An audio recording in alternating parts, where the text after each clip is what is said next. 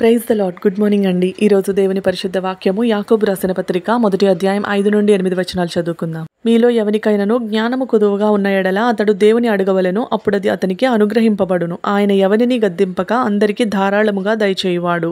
అయితే అతడు ఏమాత్రమును సందేహింపక విశ్వాసముతో అడగవలెను. సందేహించువాడు గాలిచేత రేపపడి ఎగిరిపడు సముద్ర తరంగమును పోలియుండును.